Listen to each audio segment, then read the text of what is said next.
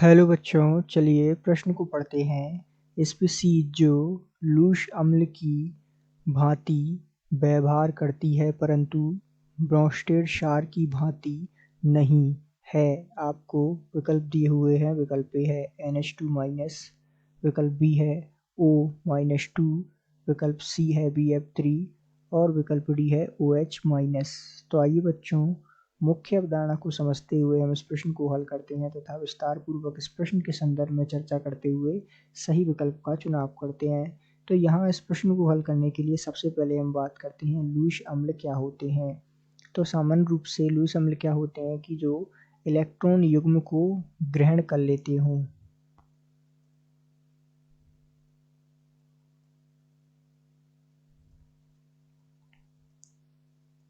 यदि हम इसे और साधारण भाषा में और विस्तार पूर्वक समझे तो चूंकि आप विकल्प में देख रहे हो ए, बी और डी में इनके पास जो है तीनों के पास अर्थात NH2-, O-2 और OH- अर्थात इनके पास इलेक्ट्रॉन की बाहुल्यता है, अर्थात पहले से यहाँ पर ऋणात्मक आयन लगा हुआ है इन तीनों के पास।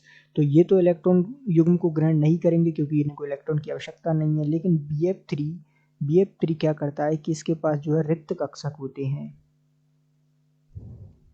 तो रिक्त कक्षक होने के कारण से ये क्या करता है, ये जो है इलेक्ट्रॉन युग्म को ग्रहण कर लेता है। तो इस प्रकार जो है ये लूश अम्ल की भांति कार्य करता है। लेकिन अब बात करें ब्रोंस्टेड क्षार का क्या होते हैं।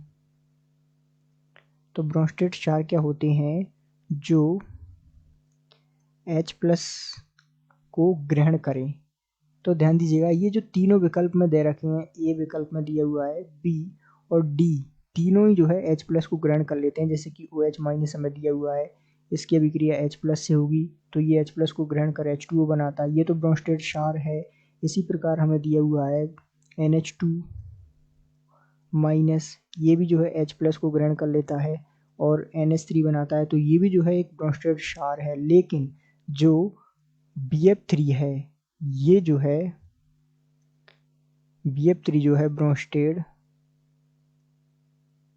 क्षार